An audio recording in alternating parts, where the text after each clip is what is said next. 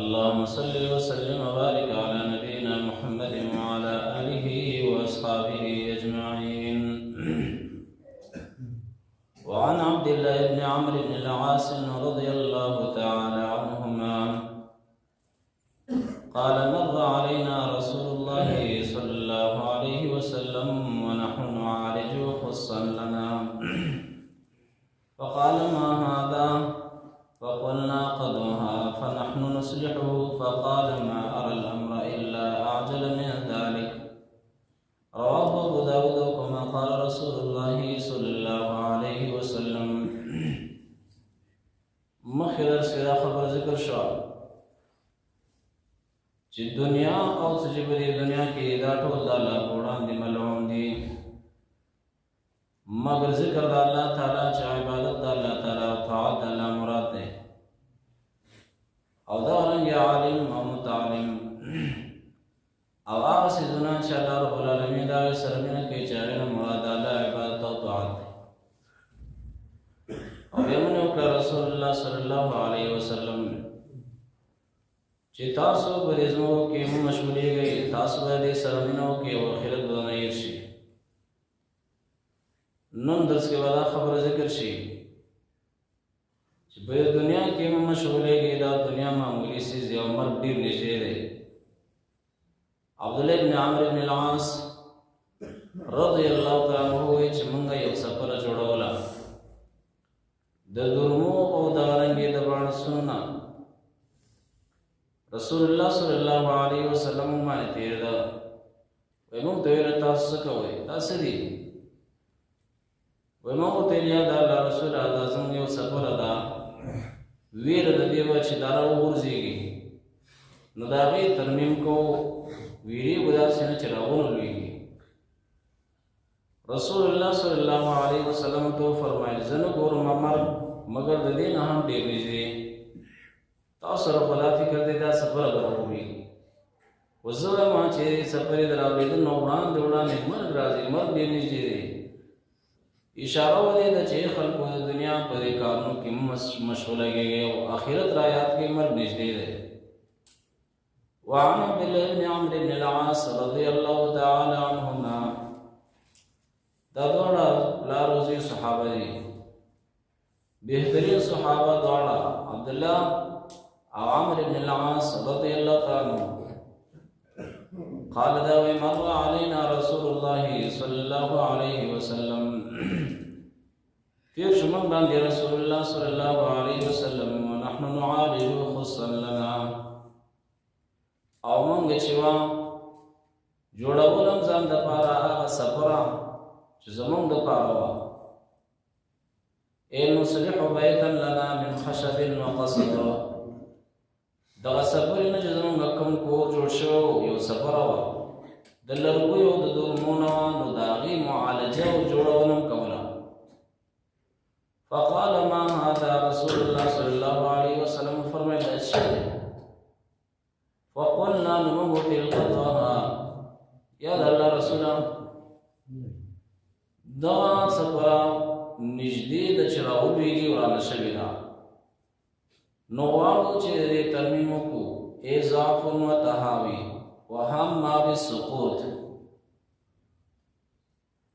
سفر ډېره زړه شوې ده او موږ سره وهم دا دی چې داسې نه راولوېږي، نو غواړو چې د دې ترمیم وکړو. نو فنحن نصلحه، غواړو موږ چې دا جوړ کړو. فقال ما ارى الامر الا اعجل من ذلك. رسول الله صلی الله علیه وسلم فرمایل ما ارى الامر، زه نه ګورم دا مرګ الا اعجل من ذلك، مګر د دې نه هم ډېر تیزه، ډېر په تیزۍ باندې دا مرګ را روان دی. تاسو سره خو دا ویره ده چې دا سفر راولوېږي،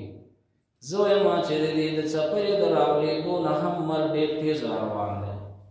او اشاره ودې ده چې د دنیا په دې کارونو کې مه مشغوله کېږئ، آخرت ته تیاری ونیسئ، مرګ را روان دی. وعن كعب بن عياض رضي الله تعالى عنه قال سمعت رسول الله صلى الله عليه وسلم يقول إن لكل أمة فتنة وفتنة أمتي المال. رواه الترمذي كما قال رسول الله صلى الله عليه وسلم. उस दुनिया भर के रसूलुल्लाह सल्लल्लाहु अलैहि वसल्लम फरमाए वही दा दुनिया इम्तिहान दे अल्लाह दखाना और द हर यो उम्मत पारा बा यो इम्तिहान वो जमा उम्मत पारा इम्तिहान चले अमान दे बस के जमा उम्मत दमाल को जवान दे या बलवेल की राजी द जनानो वो दो जना बच बस दा बस और कना अक्सर खलक बाद ईमान दो जना द जनानो वो दो जना पर इम्तिहान कराई काब इब्न अयाज ने फरमाए وسمعت رسول الله صلى الله عليه وسلم وما رسول الله صلى الله عليه وسلم نوارد يقول جاويل إن لكل أمة فتنة يقينا دهر يو درد بارا دهر أمت بارا امتحان دي أزمائش أو فتنة أمتي المال زمان أمت امتحان أو أزمائش دي مال دي यदि वजन कुरान करीम के अल्लाह रब्बुल आलमीन फरमाए वनबलुकुम बिशर्रि वल खैर फितना इम्तिहान को मुंपता सुबाने कल तकलीफ राशि गम मुसीबत राशि अल्लाह इम्तिहान के उली का जमाना बंद सोई दियो कल कल दे इंसान द खुले नदा से अल्फाज दे जी ईमान नखलास या अल्लाह सदर गले या अल्लाह दवा बने तकलीफ रावले कल अल्लाह ताला व इंसान खुशहाली रावले पूरे गला जमा बनना पूरे खुशहाली की सके पूरे खुशहाली की जो नए माँ का नया दिमा अल दशुक्र वासी तो सुनत तरीका और खुशहाली वल माजी और करना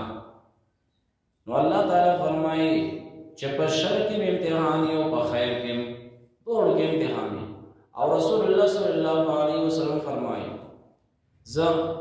जमा दो उम्मत तबारा ताजुब है आजी बदादा چې د دوی په شر کې خیر وي او په خیر کې مس خیر وي شر کې څنګه خیر وي وایي کله چې زما امت ته تکلیف ورسیږي مصیبت ور باندې راشي نو صبر وکړي او الله تعالی صابر انسان سره وي کله چې باندې خوشالي راشي نو هغه چې شیو کې شکر وباسي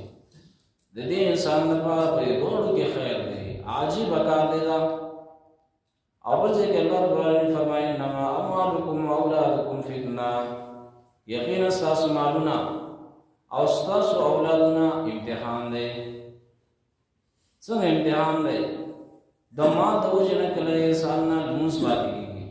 د مال د وجې نه کله کله انسان خیرت تېروي د بچیانو د وجې نه کله کله انسان په یو فتنو امتحان کې راګېږي او دا دوه څیزونه داسې دي چې انسان نه خیرت تېروي خیرت مال او اولادونه